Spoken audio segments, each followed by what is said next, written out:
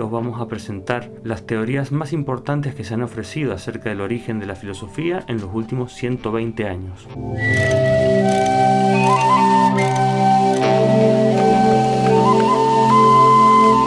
Estas son la tesis del milagro griego, aquella que postula que la filosofía nació súbitamente en el siglo VI o en el siglo VII a.C., tras un salto evolutivo que consistió en abandonar las explicaciones míticas de los fenómenos para comenzar a buscar explicaciones racionales. Es muy conocida también como la tesis del paso, podríamos decir más bien salto, del mito al logos. Las que vamos a considerar en segundo término son aquellas que atienden a la influencia decisiva de las representaciones colectivas, sobre todo aquellas de índole religiosa, en el origen de la filosofía, y a lo largo incluso de todo su desarrollo posterior. Aquí se habla de un primer término, la religión, y un segundo término que nunca se logra independizar del primero, la filosofía. Las tesis que vamos a tener en cuenta en tercer lugar son aquellas que postulan que lo decisivo es atender al vínculo entre las formas de organización política y social y las formas de pensamiento racional. Entre este tipo de tesis se encuentra aquella que postula que la filosofía es hija de la polis.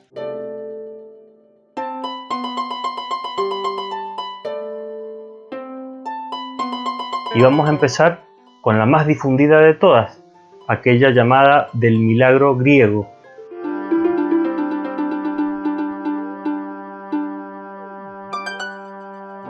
Vamos a revisar lo que dice dicha teoría en su versión clásica, tal como la formuló John Barnett en su obra Filosofía griega temprana de 1892, teniendo en cuenta además lo que dijo Theodor Gompertz en su obra Pensadores griegos de 1896.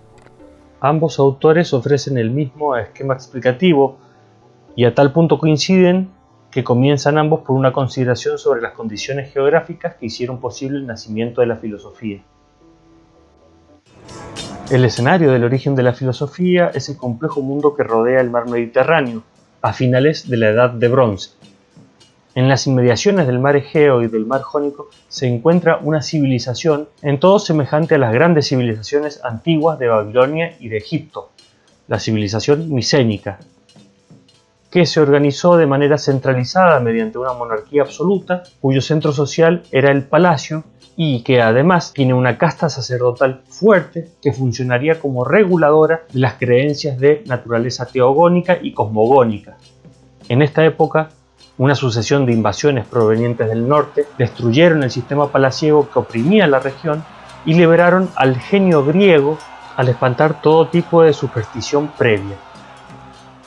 Esto es lo que dice Barnett. Gompertz, por su parte, señala que lo accidentado de la región, poco fértil y atravesada por cadenas montañosas, mantuvo a los griegos en una situación de relativa libertad, al quedar fuera de las ambiciones de los grandes imperios. En cualquier caso, ambos recalcan el elemento indispensable para el desarrollo de la filosofía y es la libertad de pensamiento frente al poder centralizado o una casta sacerdotal que mantuviera un canon de creencias fijas como en Egipto y Babilonia. Al librarse el hombre griego de estas opresiones y de estas supersticiones asociadas a ella, apareció súbitamente la ciencia de la naturaleza.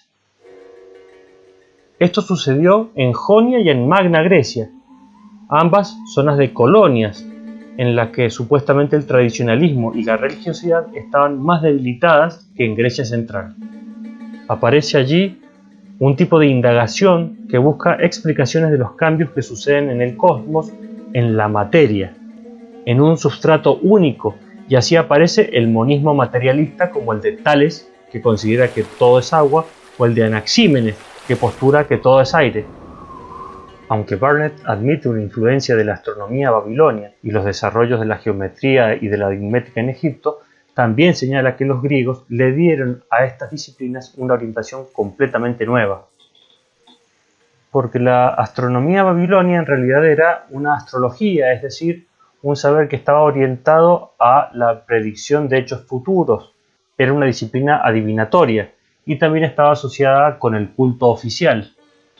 Mientras que la aritmética en Egipto estaba asociada a un uso en realidad logístico, relativo a la administración, al reparto y al almacenamiento de granos y de productos agropecuarios. Y bien podríamos calificar a la geometría egipcia como agrimensura, es decir, un saber que estaba destinado a medir campos. El hombre griego, en contacto con estos desarrollos astrológicos, logísticos y de agrimensura, lograron ir mucho más allá y sí concebir una verdadera aritmética, una verdadera geometría y una ciencia del cosmos orientada a la materia y basada en la observación y en el experimento. Barnett aduce a una serie de pruebas que vendrían a mostrar la cientificidad de los desarrollos de los griegos. En primer lugar, una concepción de la Tierra como redonda que no necesita sostenerse en algo para estar donde está, descubrimiento atribuido a Anaximandro de Mileto. También tenemos una teoría válida sobre los eclipses que le permitió a Tales de Mileto predecir uno en el año 585 a.C. y ya en época clásica con Filolao y con Aristarco vemos que la Tierra ya no es el centro del universo, sino que gira en torno a un fuego central identificado con el Sol. También menciona una observación sobre la biología marina que formuló Anaximandro que contendría de forma embrionaria una teoría de la evolución. Tenemos también la observación que hace Genófanes sobre cómo se formaron ciertos fósiles, teoría que habría deducido del examen directo de unas cavernas existentes en Sicilia en donde se da lugar este proceso. Y como último ejemplo de los que trae Barnett, vamos a mencionar el de Empédocles. En el poema de Empédocles vemos la descripción de un experimento con una clepsidra que vendría a demostrar la existencia del volumen del aire. Vamos a reducir ahora esta teoría del milagro griego en un esquema en el que podemos presentar dos términos que se muestran absolutamente antitéticos, de un lado el mito y del otro lado la ciencia. Las fuentes del mito son el sentimentalismo, de orden religioso sobre todo, y la imaginación, mientras que la ciencia procede por experimentación y observación. El fruto del sentimentalismo de orden religioso es una serie de teogonías y cosmogonías, y para Barnett no son solamente las teogonías y cosmogonías orientales, sino también la de Hesíodo. Mientras que las primeras manifestaciones de la ciencia son estos testimonios que acabamos de traer, como primeros desarrollos de una astronomía y de una física. Las teogonías y cosmogonías orientales estaban asociadas a una casta que mantenía un conjunto de creencias y por lo tanto conformaban una cierta tradición que no debía ser rota. Esto para Barnett está teñido de un salvajismo, una cierta barbarie que impide lo que debía ser, que es la irrupción, junto con la ciencia, del progreso y de la civilización. En definitiva, las formas sociales atrasadas, representadas por aquellas culturas que estaban atadas al mito, no dejaban de mostrar más que una serie de saberes ordenados hacia la práctica, tanto prácticas de culto como referidas a la solución de problemas cotidianos, mientras que la ciencia se despliega por un puro anhelo de conocer, y todo ello gracias a la liberación del genio griego de las supercherías a las que estaba atado previamente. Esto implica, por supuesto, una secularización de los saberes. Ya no estaban en manos de castas sacerdotales, sino que eran laicos, eran personas ajenas a esas castas, las que tomaban las riendas del conocimiento. Creo que esto es suficiente como para caracterizar lo que dicen Barnett y Gompertz acerca de las condiciones históricas del nacimiento de la filosofía. Para matizar sus afirmaciones, quería traer una cita de Werner Jäger, de su prefacio a su obra La teología de los primeros filósofos griegos. Allí dice: más bien me he concentrado en un aspecto especial de este tema tan discutido, aspecto que ha sido indebidamente descuidado por los investigadores de la escuela positiva. Y antes de seguir vamos a ver qué quiere decir Jäger con esto de escuela positiva.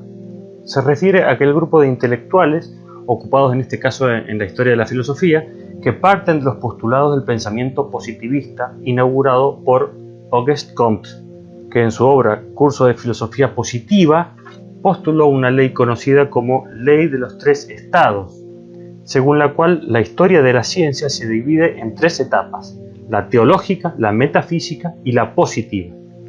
Un esquema evolutivo entendido como progreso de conocimiento que acompaña al progreso social.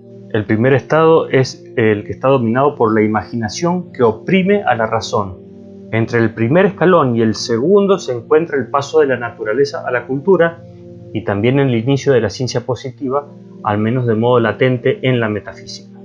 El último estado es el de la ciencia positiva plena, que consiste en una orientación de toda teoría a la coordinación de los hechos observados. Cuando Barnett y Comperthe escribieron sus obras, esta concepción estaba vigente, pero en la actualidad nadie la toma en serio. Jäger acierta en mostrar la ceguera de estos helenistas. Tropiezan con su propia imagen de lo que la ciencia es y la proyectan al pasado que quieren estudiar. De este modo descuidan el aspecto teológico de las primeras especulaciones de Grecia antigua. Esto es lo que dice Jäger, y nosotros tenemos una cita que apoya esto que dice. Fíjense lo que dice Barnett. La ciencia moderna comienza justo donde la ciencia griega termina, y su desarrollo puede claramente ser rastreado desde Tales hasta nuestros días. Este es el tipo de distorsión histórica al que alude Jäger cuando dice que los positivistas han visto su propia imagen de lo que es la ciencia en el pasado.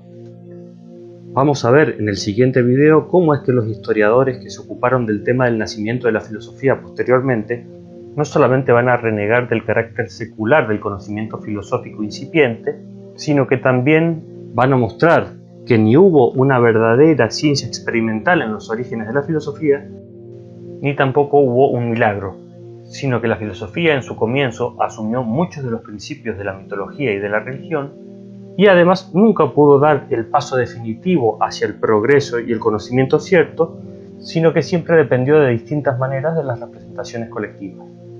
Además, los desarrollos aducidos tampoco representan un esfuerzo sostenido de la ciencia, sino que cada uno de los pensadores propuso distintas teorías según sus propios intereses especulativos. En definitiva, las pruebas que trae Barnett no deberían hacernos confundir respecto de lo que sucedió en el origen de la filosofía y qué relación tiene este acontecimiento con la religión. Debemos además realizar las siguientes observaciones. Cuando Barnett hace referencia a esa invasión de hombres del norte que vienen a destruir la civilización micénica, está hablando de la invasión dórica, que pasa por ser un hecho histórico muy discutido y actualmente no se lo considera probado, y podríamos agregar que tiene un alto contenido ideológico incluso. Y cuando Comperthe se refiere a las condiciones desfavorables que hicieron que Grecia permaneciera ajena a los intereses de los grandes imperios, parece que olvida hechos históricos posteriores sumamente importantes como las guerras médicas, la conquista de Grecia por Filipo de Macedonia y la anexión de Grecia como provincia al Imperio Romano. Todo esto claramente prueba que los imperios sí tenían un interés por la península balcánica, más allá de que estuviera atravesada de montañas y que fuera poco fértil. Lo importante es ver aquí cómo opera la visión positivista del origen de la filosofía, distorsionando incluso hechos históricos evidentes. Y esto con el afán casi desesperado de mostrar que la condición sin la cual no se da la filosofía es una cierta libertad de pensamiento a causa de que no hay una casta sacerdotal. Y aunque es cierto que las castas sacerdotales que sí existían en Grecia no tenían como rol o no se atribuían el rol de ser reguladoras de un culto y de un canon fijo, en absoluto esto quiere decir que en Grecia no existieran sistemas de controles de los discursos. Hay tres hechos que quiero traer al respecto. Los tres ocurrieron en Atenas y el primero ocurrió en la época de Solón. Sucedió que los atenienses habían tenido una dolorosa derrota contra la polis de Mégara y habían perdido la isla de Salamina. Tan dolorosa había sido la situación que un edicto impedía a cualquier ciudadano que propusiera la recuperación armada de la isla. Solón se valió de una estratagema y en vez de plantear esto a la asamblea, se hizo pasar por loco y recitó unos versos elegíacos que llamaban a los atenienses a recuperar la isla de Salamina, y luego los atenienses recuperaron efectivamente la isla de Salamina, pero la anécdota nos ilustra el hecho de que sí existían controles de discursos. Un caso similar sufrió el dramaturgo Frínico. Él compuso una tragedia la toma de Mileto, que tenía como trasfondo justamente la toma de Mileto por el imperio persa. La tragedia tuvo un alto impacto en la población y se le impuso a Frínico una multa y la prohibición de repetirla. Y si bien estas dos situaciones parecen estar muy alejadas de la indagación sobre las condiciones de posibilidad del discurso filosófico, tenemos evidentemente el caso de Sócrates, que murió condenado y uno de los cargos era el introducir nuevos dioses en la ciudad. Creo que este es el hecho más evidente que nos indica que incluso en plena edad clásica habían fuertes procedimientos de regulación discursiva. Claro, estos procedimientos eran ejercidos por funcionarios públicos, por políticos, y no por castas sacerdotales, pero en definitiva nos vienen a mostrar que esto de la libertad como condición de la aparición del genio griego es una fantasía, porque en definitiva todas las culturas tienen formas de regulación de discurso, y la filosofía nace en virtud de un cambio en estos modos de regular los discursos, no en la desaparición de la regulación de los discursos mismos. En definitiva vemos que del esquema explicativo del milagro griego no queda prácticamente nada en pie, si nos atrevemos al menos a analizar sus postulados con seriedad.